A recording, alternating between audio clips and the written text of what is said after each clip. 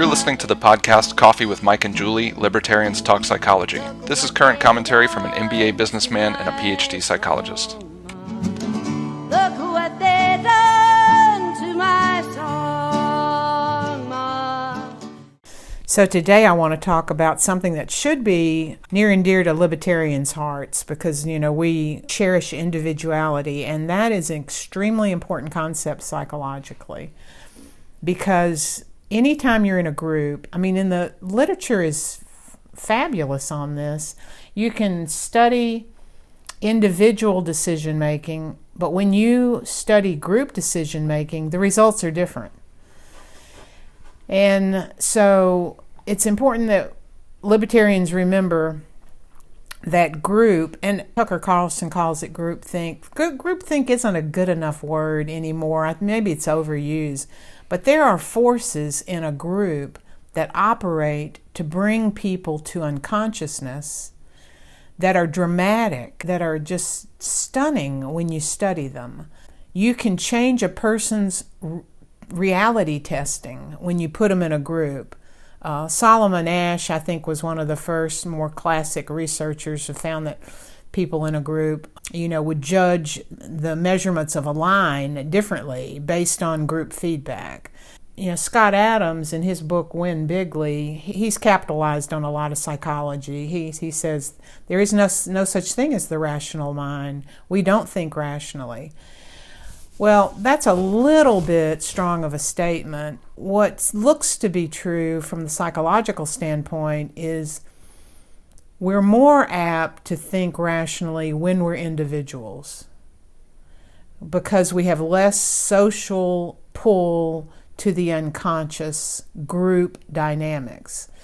When we're in a group, the bias and the pull to unconscious irrationality is very strong. My thought is it goes from strong to absolutely psychotic. And so we're in a time where we see this pull, it seems to me, much stronger pull toward fanaticism and impaired reality testing because the groups are so pervasively fooling with our thinking. So is this all about the instinctual need to conform to the group, that we are a herd animal or a group animal, and we have this great need to conform with everybody else? You're asking about the origin of it, and I think the origin is still a little bit in debate, but there's plenty of studies that show that we are genetically prone to in-group bias, favoritism. It used to be called, I don't know what it's called now, but it used to be called in-group favoritism. And that's where you have a cognitive bias, and the cognition and the emotion go hand in hand with biases. When you have a bias to see things the way your friend sees them. Everybody knows how it feels when you get support. You stand up for something, you say something, and you're like, I don't know if I feel comfortable saying that, and you get a couple of people going, that atta girl, great, thanks for saying that, I agree 100%. And it's like, oh, okay, thank God. Okay, and we can erase this if it doesn't apply at all, but I'm reminded of the cupcake that you just talked about with our granddaughter. Oh. And some other mother brought cupcakes in, and to the school. Our granddaughter has a little problem with constipation, so she can't be eating wheat right now. She can't be eating. So they had 29 kids eating a cupcake, and our granddaughter couldn't eat a cupcake at the school. And our daughter was really upset. And of course, our granddaughter, I'm sure she was upset because she couldn't do what everybody else did.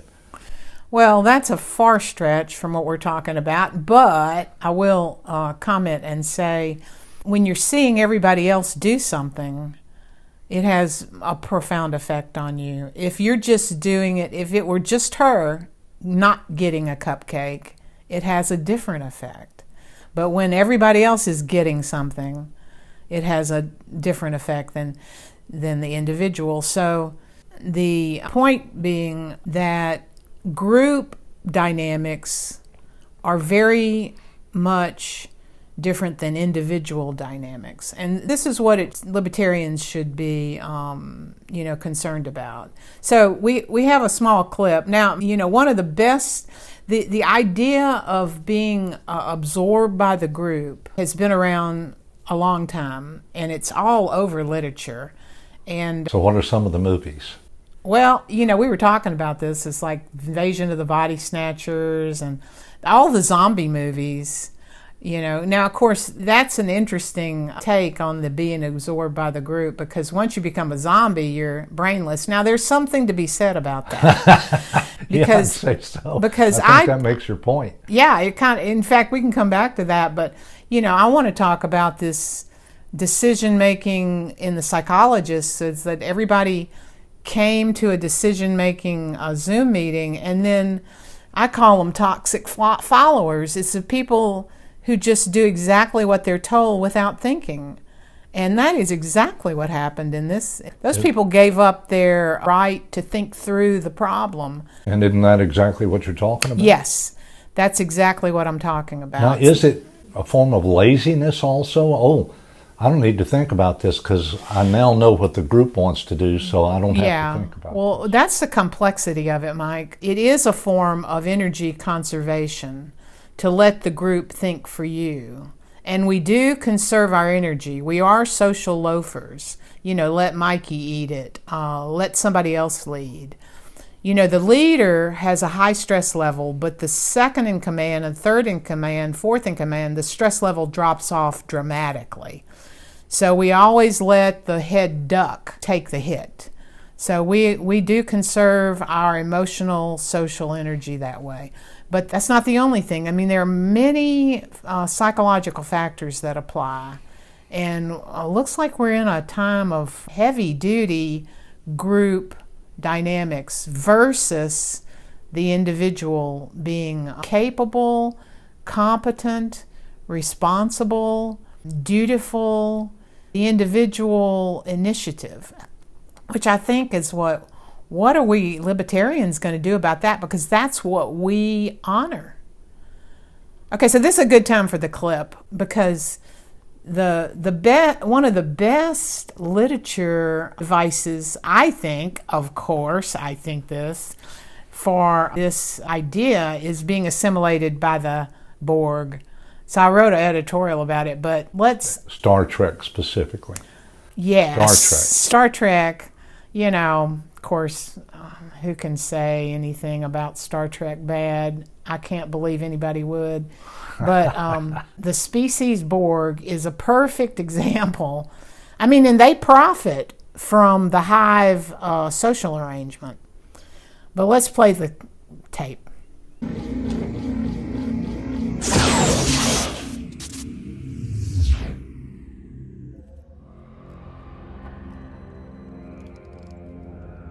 We've had a change in plans, Data.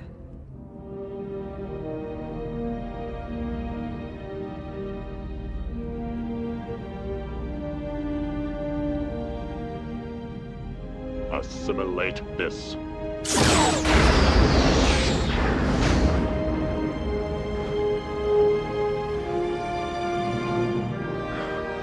Okay, so what I really love about this, of course, the Klingons, and especially Worf in particular, that character, but all the Klingons. I mean, Worf is an interesting hybrid character. He was raised by humans, but he's a Klingon. And he's the one that said, assimilate this. Yeah, in the clip, it's Worf is assimilate this.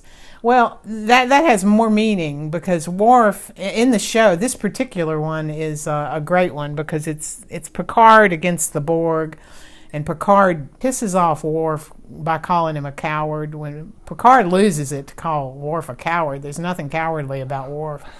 I mean, he says, a good day to die, But the issue for the Klingon, particularly Worf, the Worf character, is this individualism is individual honor and responsibility and dutifulness. Now, the Klingons are high masculine figures. Strength, honor. I mean, and it's not this bullshit honor business that some of the harem cultures get into, honor killing and all that. Those honor killings are not honor killings. They're murdering people, innocent people. What are you talking about? Well, have you ever heard of the honor killing? Where a father in a family will kill a daughter if she does something against the religious practices. We've seen that kind of thing. You know, Robert Trivers was studying that and found a genetic benefit to kill the daughter. I don't want to get into that. That's crazy stuff.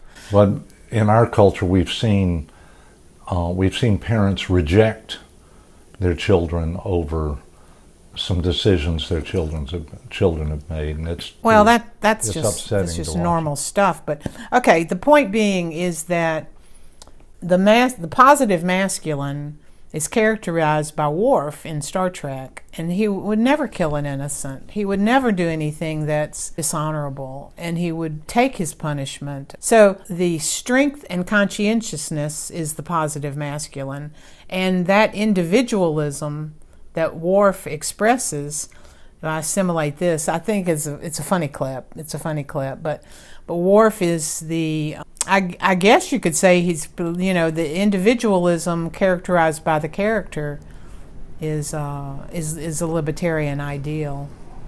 Not just strength and individualism, but responsibility and conscientiousness and honorable behavior. That goes with us. That's what's expected with libertarians. So let's talk a little bit about a couple of examples. But so in literature, you get this assimilation idea all over the place. Every few years, there's another movie. There's another movie with another idea. Invasion of the Body Snatchers. Let's see, what's the other one we've seen recently where you're taken over by Travelers, where a futuristic society sends back a consciousness right before the person's supposed to die and takes over the body of the person. I mean, that's actually not a bad series because they get into I don't want to spoil it for anybody that hasn't seen it, that's a sci-fi buff, but they get into some problems with going back, changing the timeline, and then causing the problem yourself by going back in time. It was pretty good. But you can be assimilated. The movie Time Machine, the original Time Machine, that was a form of assimilating the O-heads living on the surface of the planet versus the cannibalistic, monster-like species that... and ugly. Oh, and very ugly. Yeah, they're ugly. The brain-dead people on the surface are were very pretty. They were all blondes. All blondes. Beautiful physique. We wouldn't get away with that in today's. They have beautiful physiques. There were no damn redheads on the surface. You and the redhead. You and the redhead thing. God Almighty. But okay, so it's all through literature of losing your individuality, and that's for a reason. So I had a situation with a psychologist. And I probably mentioned this before. I'm sure the audience is getting tired of this because I can't quit bitching about it. That's I just okay. keep venting and venting and venting. Keep bitching, just like our granddaughter bitched about not getting that cupcake. You don't know that she. Bitching. We don't actually know if she. We know our daughter and we went know into our granddaughter. I don't know that. I don't know that for a fact, but I know our daughter was heartbroken. It's like the empathy, the mommy brain won't let her out of this. She's still fuming over it. It's like, but this actually happened. This is an actual happened to me. I couldn't actually believe it. So the psychology licensing board, they want to legislate a law which is against the rules, against the moral edicts of the government creating laws. The people are supposed to create the laws, and so I couldn't convince anybody of that. You can't. I was talking to a psychologist friend of mine the other day, and she said there's no institutional knowledge, and I thought that's it in a nutshell. And what that means to you is that everybody has forgotten their training. Well, in this regard, it was everybody's forgotten their civics class that there's a separation of power for a reason, and the government does not craft new laws independent of the citizenry. The citizens have representatives in their legislature to craft new laws. If the government is having problems, they need to go, which this is the licensing board, which these licensing boards are the most corrupt. Unbelievable. I have new stories about that I'm doing. But anyway, they're supposed to go straight to the citizens and say, do you agree with us? Would you help craft this law, or would you craft this law for us? Okay, well, you can't, nobody remembers that. Nobody remembers that. So the separation of power is just going down the... And I would guess that that's a symptom of a bureaucracy that's taking over and going around the whole concept of individual voters. You mean the licensing board is? Yeah, they're expanding their control, which is what human beings do every chance they get, is expand their control. Okay, so they have legislation. I think it's 27, 28 pages of wish fulfillment. I had to get that killed. I got that killed, and then they decided that they had to have a legislative bill, or they would go belly up. They would not be able to That's what they fund always themselves. say. Yeah. Well, and Scott Adams would point out that they were clever enough to pick the big fear. Oh, our licensing board is going to go belly up. If we don't pass this legislation, which we crafted, which was sucky, I mean, stupid thinking. Anyway, I can get on. But anyway, so I have to... In order to get the damn association to even think straight about this, I had to get everybody to call a special meeting. I had to do a petition. I mean, I could go on and on. But anyway, here's the point. We call the meeting. The opposition cleverly recruits a bunch of bowheads, and they all come in and vote like they're told to vote. They're not listening to the facts. Now, Scott Adams, his book, I love his subtitle of his book, Persuasion in a World Where Facts Don't Matter. The question we have to think about is whether facts used to matter. I mean, I don't know if facts used to matter, or whether, he says in a world where facts don't matter. Is this a new world where facts don't matter? I'm thinking maybe it is. But I call them bowheads or powder puffs, or what is snowflakes? What are the liberals call? It's really the tender-minded people. I think there is plenty of evidence in psychology that the tough-minded people are more belligerent. They don't accept group persuasion as easily as the tender-minded people. One thing that I know for sure has changed is our journalism and news media. Yes. And our journalism and news media used to at least put some effort into getting to the truth. And yeah, we've totally lost our information. That's just gone. Well, and I agree with you on that, but I don't know, I don't have any facts on this, but I don't know that we aren't replacing them with the internet. Oh, we are, but it's frustrating to watch how slow it is. It's very slow, isn't it? And in fact, the internet is full of misinformation that's being censored. Did I tell you? I told you about this censorship thing. I send Jake an email. I send him 2 emails. I've sent him emails without any problem for years. And he says, give me some information on the ivermectin. So I send him one email with just my typing on it. And then right after that, I send him another email with a link to frontline COVID critical care doctors who are really leading the charge with the alternative to the vaccines. That email gets pushed to his spam. First time I've ever seen that. Oh, now that is frightening. That is frightening because someone's written an algorithm to look for that link and push it to spam. Someone is interfering with your free speech. Well, free Oh, that's a good point. That's a good point. Interfering with my free speech with my son. And this should frighten everybody if I'm right about this. Now, this could be paranoid, except that's never happened. Because he checks his spam. It's just never happened. I mean, we talk to each other. Our emails talk to each other. And so they're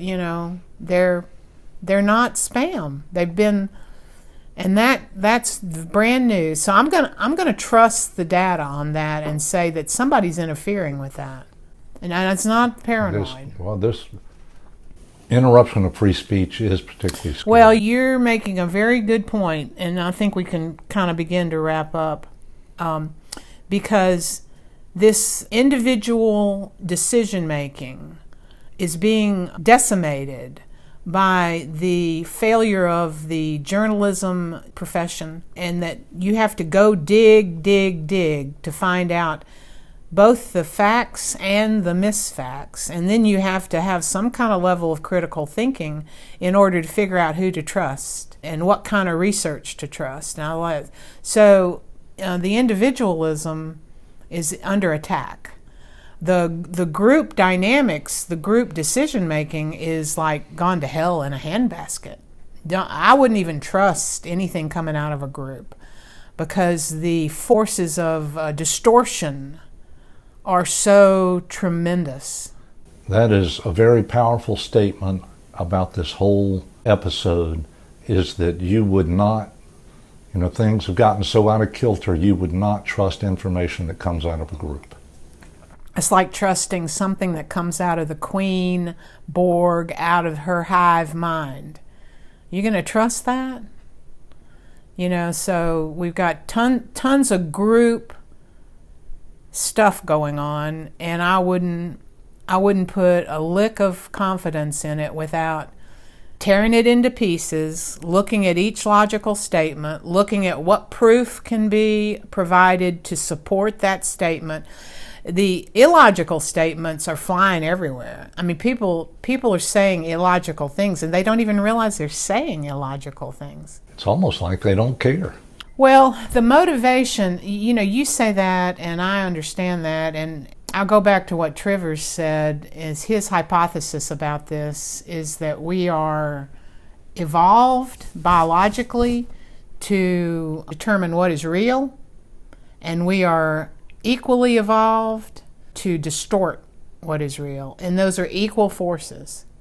Those aren't one a little bit and one so when you say people don't care, you're right and you're wrong, because we're evolved to turn the other cheek. We're not turn the other cheek, that's the wrong metaphor. We're evolved to not look, to pretend when it benefits us or it benefits our tribe, we're evolved to not look. So it's not really not caring. It's we have a device in our minds that requires override. And a lot of us are not willing to override it. But the libertarians are a group, our one personality characteristic, different than the left and the right, is we criticize everything. We're super critical. Including each other. We're super critical, so we're super hard to fool, because we're always like bitching about what's wrong with stuff. And it was like, and we have this high reactance. We do not like anything but individualism. So we're like, golly, what a great group of people. What a great group of people we belong. We're in the wharf. We're in the wharf group. Wharf is like individualism is big deal. But it is a masculine group too. And so it doesn't do much persuading from the warm, affectionate side of the animus. And I would say when they try to, they do a miserable job of it. When they try to be caring and thoughtful, they do a miserable job. They look like idiots. Always? I don't know. I don't know if it's always. I don't keep up with them. But it sure looks like it. Well, they do a pretty good job when they're critical of things, but when they want to get in front of the crowd and say, yes, we agree with your caring statement, they look like idiots. Yeah, which shows how much influence we have, which Yeah. is zip. I mean, the last influence we had was Ron Paul. Well, I would argue the only influence we've ever had was Ron Paul. Oh, he was what a great statesman that guy. He did the best he could, opening the eyes of people. Yeah. So the point today is the toxic followers are everywhere, and the amount of individualism, I hope we can promote to a higher degree so that we have more individuals who are willing to process information, take a stand, and then take the hit you're going to have when you take a stand.